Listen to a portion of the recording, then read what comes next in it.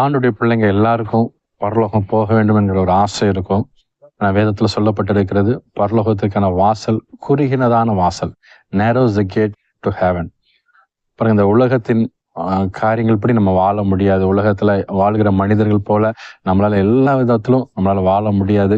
பரலோகத்திற்கு போக வேண்டுமானால் கர்த்தர் சொல்லுகிறபடி அவருக்கு ஏற்ற விதத்துல அந்த உலகத்தின் பாவங்கள், ஆசை, இச்சைகள் எல்லாவற்றையும் வெறுத்தவர்களாய் கர்த்தரை பின்பற்றுகிற, சிலுவையை சுமக்கிற ஒரு அனுபவம் நமக்கு நிச்சயமாகவே காணப்பட வேண்டும்.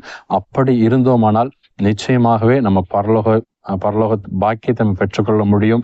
நம்ம மனம் போன போக்குல வாழ்ந்து கொண்டு இருப்போமானால், உலகத்தின் காரியத்தின்படி நம்ம பின்னாடி அலைந்து கொண்டு இருப்போமானால் நிச்சயமாகவே ஒரு நாள் வரும் பொழுது நம்ம பரலோகத்தை இழந்து விடுவோம்.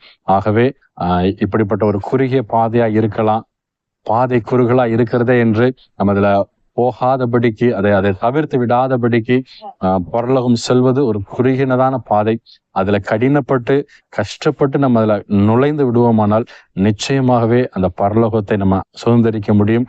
கர்த்தர் உங்களோடு கூட இருப்பாராக. God bless you.